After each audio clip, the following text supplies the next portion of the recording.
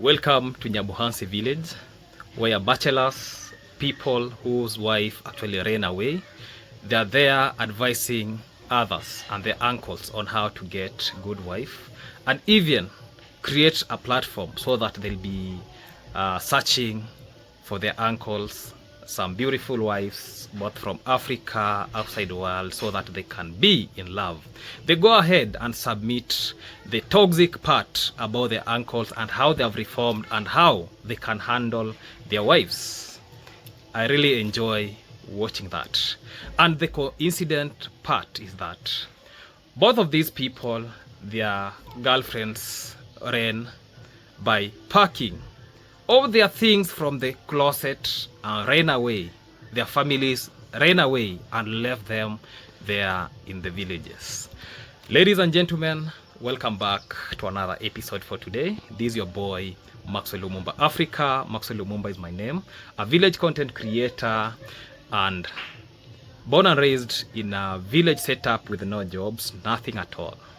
You know, today I'm coming from a beautiful part here. You can see in the background, very beautiful. You know, something about my analysis. It doesn't matter where I'm doing my analysis, as long as I deliver the message. And today what I'm going to talk about, because nowadays I really enjoy when talking about legal things. Yeah, especially what I'm going to talk about. When people think that they have lawyers, when people think that they have legal ways of making things happening, let me tell them that is absolutely madness. Nowadays I find myself enjoying when I talk about laws. That means law thing is just in my heart, and I really enjoy giving out law things. That being that, hopeful this year I'm going to law school. Leaving that aside, let me say this. Welcome back to the channel. Today's video is not made out of hunger. It is not made out of hatred, and it is not made to intimidate or threaten anyone. This video is made for one reason only. This video actually is to analyze what is happening using facts that are already in the public domain, and to explain what law actually says. I come from Kenya, and let me just do that analysis, and you people can be telling me if it is wrong or not wrong. Everything I will talk about today is based on public video, public live stream, public interviews, and public statement that people have made voluntarily on YouTube. This is my analysis, not accusation. This is my opinion, not judgment. This is law, not fear. Let us begin. Yesterday, Marwa went live. During this live session, a subscriber actually advised him that YouTube is a business, that he has invested a lot into his brand, and that protecting that brand from negativity and negative videos will bring him more success. You have invested so much in your business. Will you try to protect? You have invested so much in your business. Will you try to protect your business from negative videos? Protecting your brand will bring more success to your business. That advice is actually it is unusual. Many creators think that way, but Marwa respond in actually Marwa's response is what raised serious legal and ethical questions. Marwa said that he has seen a guy with a podcast who says things he is not sure about. He said one day he will hit him with a defamation. He said he has a lot of evidence. He said in Kenya, people are asked to pay up to 6 million shillings for defamation. Yes, guys.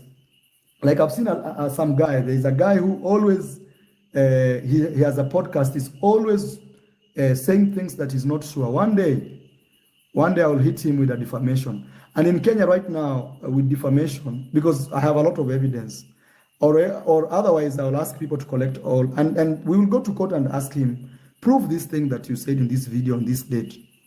Because nowadays, actually in Kenya, the people are asked to pay 6 million. 6 million is like 50,000 US. Two people have seen on social media that they used to abuse people and say things that are not true. But just wait, one day we will hit below the belt. Yeah, below the belt. They will wake up and find Mukombe on the table.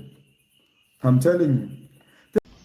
He also said he has seen two people on social media who abuse others and say things that they are not true, and that he is tired of them. From public contest, the two public reference appears to be JT Podcast and Max Bryan, host trainer, who spoke on JT Podcast in an interview session. The interview session was very good because even for me, I attended that interview session and it was lit. Let me tell Marwa one thing. Defamation case is one of the most misunderstood legal terms on social media. So let me explain this slowly. If people were to be crucified about this defamation and everything, all of us will be in prison. So let me explain this slowly, clearly and without emotion. Under Kenyan law and in most democratic systems, defamation is not simply saying something someone doesn't like. And that is the reality. What Marwa is telling us is actually what Marwa never liked, because when you see about all this discussion, it was hitting the head on the nail. And that is the reality. So when you say something that you know, the reference, actually the person who is made, the reference, yeah, that person actually gets mad because he thinks he's now being exposed. And what Max did was exposing Marwa's deeds. Let me tell us that to succeed in a defamation case, several things must all be proven. Let me start by number one. There must be a statement presented as fact, not opinion. Second, that statement must be false. Marwa has to come up with that statement that is calling false and justify that this statement that this guy said, it is false. And third, the person speaking must have known it was false or acted recklessly. And fourth, the statement must cause reputational harm. And fifth, the statement must not fall under fair comment, public interest, or opinion. And here is the most important point of all. Let me say this, that the burden of proof is on the person suing and not on the speaker. Also, the truth is complete defense to defamation. And opinion, analysis, commentary on public materials are also protected. What you see, what JT Podcast is talking about, all those things, they are there in the public domain. And everything that is there, all the opinion, all the analysis and commentary, they are on public material, which are very much protected. This is not my opinion. This is how law really works. Let me say this. JT Podcast responded to Marwa's statement. One thing before I even get the show started, I just want to tell my brother Max, I've seen you in the chats. You say, I just want to live my life peaceful. It's a good thing to say. But one thing you have to understand is being a YouTuber, you have to grow a thick skin, very thick skin. These kind of threats are so rampant and so common in these streets. He said he is not scared. He cannot be intimidated. He encouraged Max not to fear. He encouraged that threats and harassment have been coming from some online supporters. Even me, I've been threatened. There is a lady who called me telling me a lot of nonsense. You know, I told her that when I was doing animal videos, you never called me, you never told me that you are ready to support me or anything. I went ahead and started doing lifestyle videos. You never came up. Now because I'm reacting to somebody who is the head of your cult, you are his minion. Now you are coming to me, they are now telling me how you can help me in life. Let me tell you, you lady, I don't work on short-term favors. I work on a long-term thing that I know. Come rain, come sunshine, I'm there to stand still. So when you're telling me that you can do this for me, you can do this for me, I cannot accept this. But when you tell me that, Max, I want to see you in a law school, stop these things, yeah?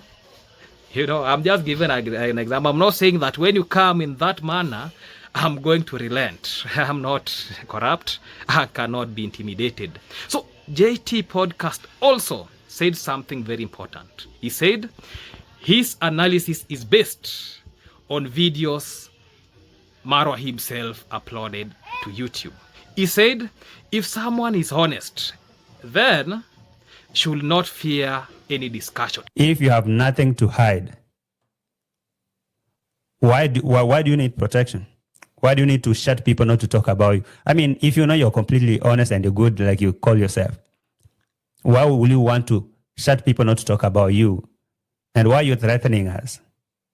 You see, Max was working for you. When he left there, he left with a lot of injuries and nobody was listening to him until he got the voice to say what he wanted to say, and people needed to listen to his side of story.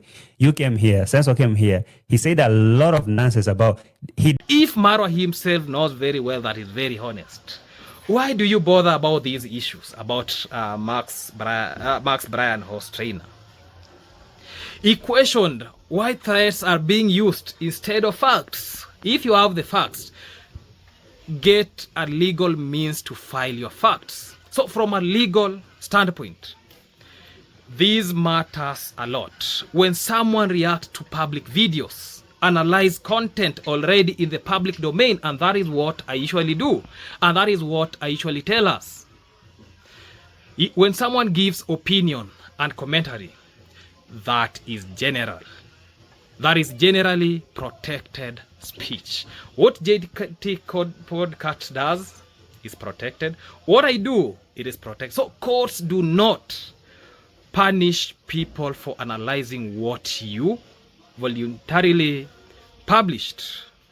Those people were telling me that I don't do my content. That is my own content. That is my own analysis from what I perceive is the fact. And one thing that I usually do, I try getting those points, yeah? Those holes that you leave behind, that is what I actually do. JT Podcast went ahead and said something that when I react on a video that you already posted, how am I not sure about that? And I saw a video. I say, if you go to one court, we'll meet there. We'll exchange prison. You go to prison cage 1, I go to prison cage 2. You can't talk, bro. If you take me to the court, I have to make sure the prison that I'm going, the next door is your prison. I really like that gut. That proves that JT Podcast is someone who does not take chances. Is up to that task. So it's just waiting that Marwa, bring it on, then I'll face you back. And that is how things work. Let me say this. You know, if I could be coming in a village where those who have, they have their lawyers, and those who don't have, they have their lawyers, it could be very good. You know, it has reached a point even people think that money can buy everything. In Gintu's video, you know, some people, I'm going to do another video today. Today I have to post 3 videos. In Gintu's today video, Gintu said that the point where he defeated Marwa is when the court asked, do you know the name of Dancing Grandma? Gintu was there. We call her Dancing Grandma. A lot of who said that. If you don't know something about that, that shows you that even the evidence that you're bringing here, there is nobody called the dance. I don't know, not dancing. There is nobody called grandma. Yeah, you have to be knowing the person that you're talking about. Let us now talk about Max Bryan. According to what Max Bryan said publicly on JT podcast, and I repeat, according to his own statement, he alleged the following: that, you know, there are some information that are coming out that people even were not aware. They are now coming out. We call you Max Bryan, host trainer, say this, that he was injured during work. That is correct. We all know that. That he was asked to sign a paper agreeing to pay for the damages. You know, when we were reacting about this whole issue, remember, this is an individual who never had any contract. Now is being subjected to sign even things that he never signed, because what I believe is that anything nakuja funga tu nakuja. So this is my cousin. I want to take lunch, then we leave back to the village. Yeah, I'm somewhere else, so everything is working out. Yeah, so let me say this: this wasn't talked about, and this is how these are the realities that now they are now paining Marwa, because Max Bryan, host trainer, is now bringing the facts that were hidden even on the camera. He didn't even say that he forced Max to sign a paper and say that he will have to pay the damages and all that. Marwa never told you about that until I brought Max to the podcast, and he was able to say that. I was even shocked. You all were shocked. So if that is the thing, then I'm not sure what Marwa is trying to say. For him, he didn't say that he forced Max to do that. He didn't tell us how cruel he was to this guy. He didn't tell us that this guy called from the hospital, but he ignored him for 6 hours until he had to call mama borrow money to send him get treatment. Max was forced to sign a paper agreeing to pay damages, and Max never signed never signed a contract to this job. How can you sign you know, what I believe is that when you're being given a contract, there are some rules and regulations that are stipulated there, and you have to sign there that I agree with these rules. So when you commit an offense like this one, so now it pinpoints, yeah, you signed about this, yeah, injury, I don't know what, now it is your time to compensate. But Max was not having something of sort, and these happened before he was fired. That you have to sign here is when we have to open the door, the gate, and we let you go. And he goes ahead and says that he was left injured with no immediate medical attention. That is correct. But he also submitted that he tried calling Marwa for around 6 hours from the hospital, and his calls were ignored. What type of employer is Marwa? That calls from the hospital were ignored for hours. That he borrowed money from his mother to get treatment. You know, that really pains a lot. Let us be careful here. These are allegations. These are not court findings. These are not convictions. But legally speaking, there is something important.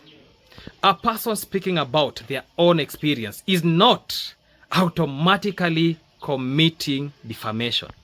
The law allows people to tell the reality stories, explain what they experience, seek help, and speak publicly about alleged mistreatment. What Max has been saying, I believe that is the truthful, and that is the truth about what happened.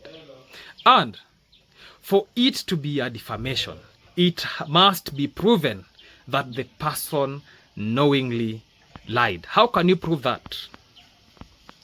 Yeah? There is a big difference between threatening, defamation, and filing a defamation case. Threats are loud. What Marwa is saying about defamation, those are just loud volumes speaking. Legal cases are quiet.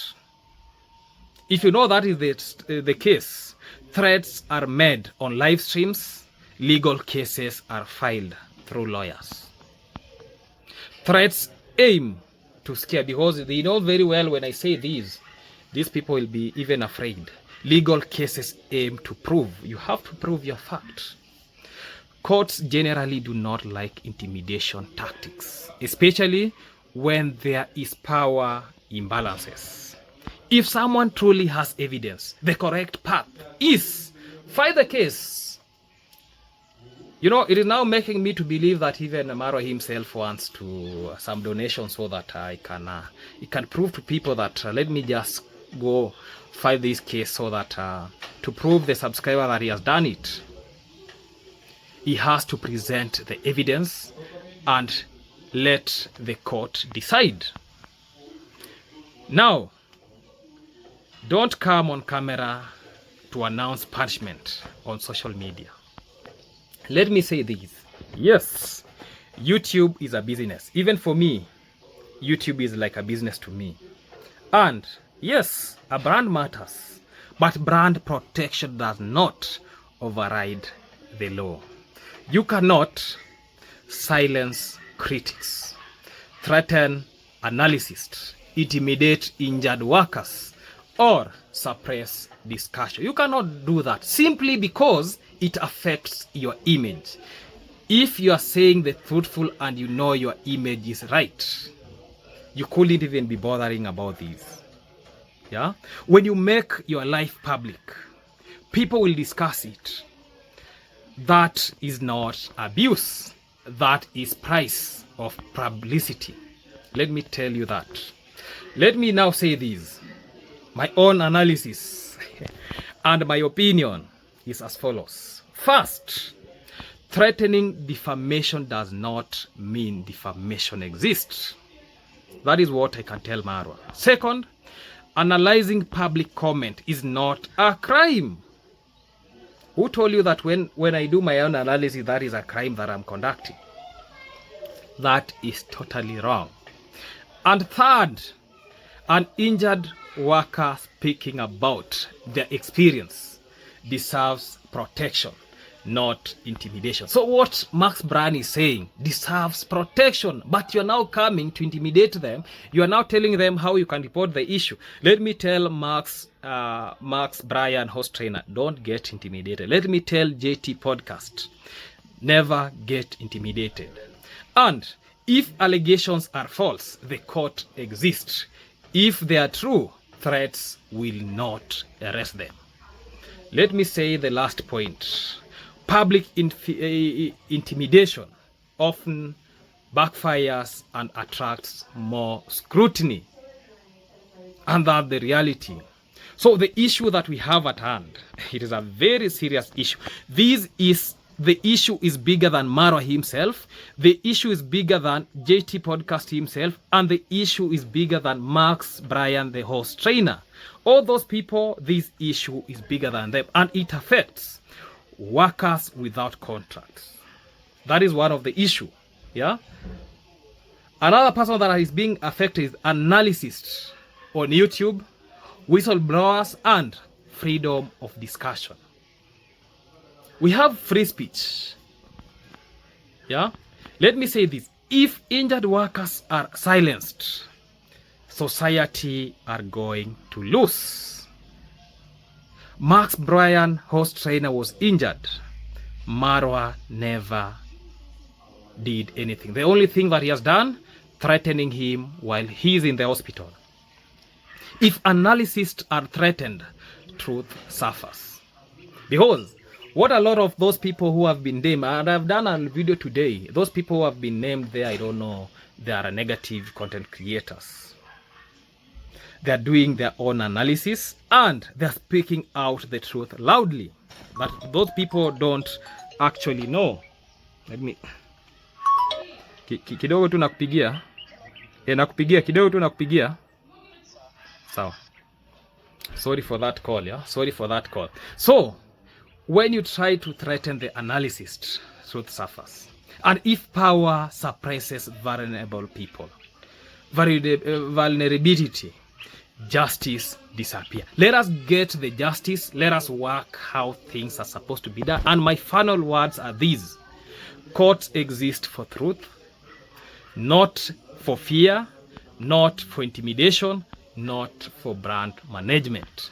If someone is confident and in their own honesty, they should welcome scrutiny, not threatening it. So the law speak, let facts speak, and let humanity come first.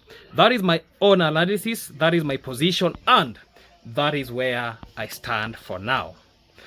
Let me just end this video from there. Let me just take you through where I am so that we can really appreciate and even we can acknowledge some talents that I've seen in this housing for today. Let us see what people are doing and everything.